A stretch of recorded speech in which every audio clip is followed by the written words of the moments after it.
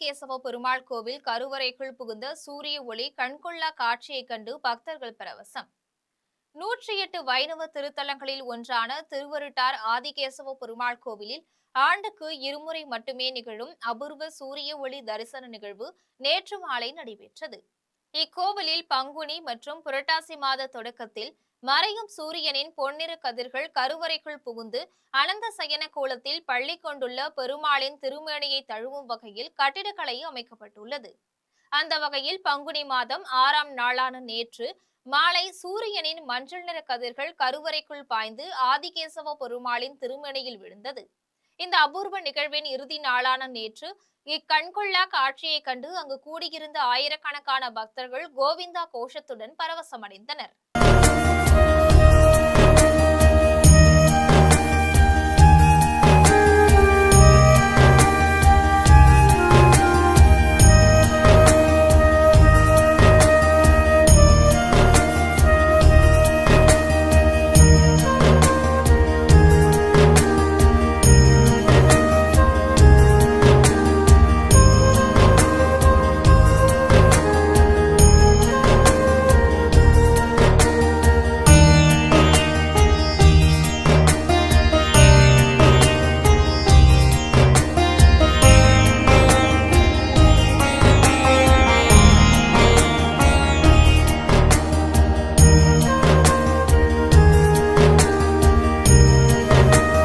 Inameda, orangamos di gradi apa kerja naval ambike tumbo subu na kerja na ride mai dos na mat sale na mu na umma samile ngapde na nu eda ongaure butumu ngana sreddak na hamba engila anra vaya mura valatna rara valatna mo samile ngapde ngapmo piraro valatna sreddak mo samile ngap mo sambisar karo mai dos na mat sa gramre போசேகிதா நான் அப்பலமே எட்டடோ பலத்தன உத்தராயணத்தில் வருவார். உத்தராயணம் முடிஞ்சு தட்சிணாயணத்தில் போவார்.